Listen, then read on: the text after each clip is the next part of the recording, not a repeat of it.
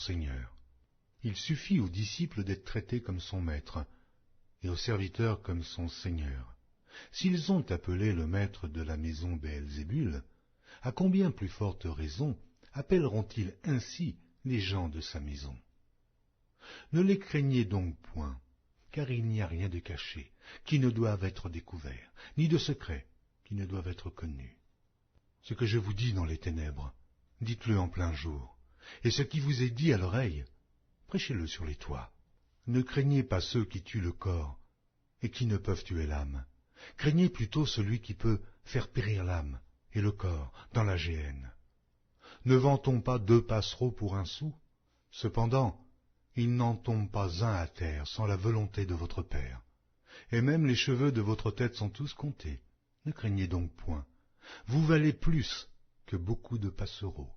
C'est pourquoi quiconque me confessera devant les hommes, je le confesserai aussi devant mon Père qui est dans les cieux.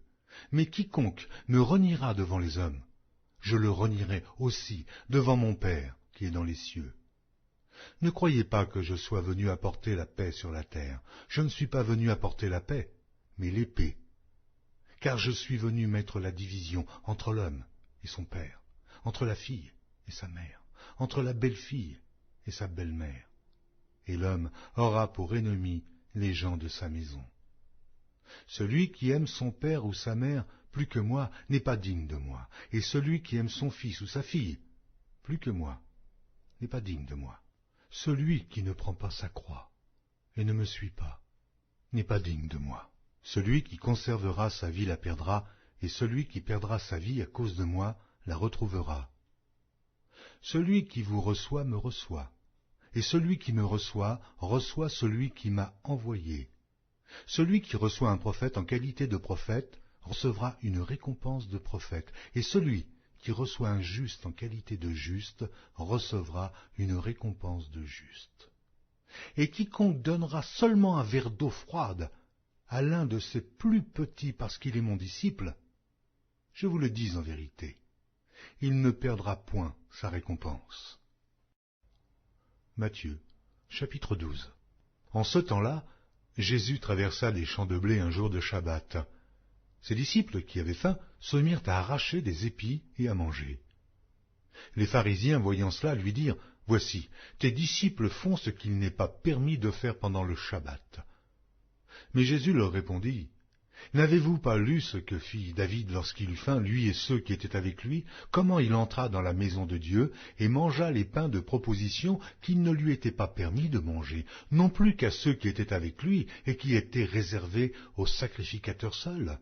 Ou n'avez-vous pas lu dans la loi que les jours de Shabbat, les sacrificateurs violent le Shabbat dans le temple sans se rendre coupables? Or, je vous le dis, il y a ici quelque chose de plus grand que le temple. Si vous saviez ce que signifie « je prends plaisir à la miséricorde et non au sacrifice », vous n'auriez pas condamné des innocents. Car le Fils de l'homme est maître du Shabbat. Étant parti de là, Jésus entra dans la synagogue, et voici, il s'y trouvait un homme qui avait la main sèche, et ils demandèrent à Jésus, « Est-il permis de faire une guérison les jours de Shabbat ?»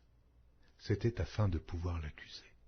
Il leur répondit, « Lequel d'entre vous, s'il n'a qu'une brebis, et qu'elle tombe dans une fosse le jour du Shabbat, ne la saisira pour l'en retirer?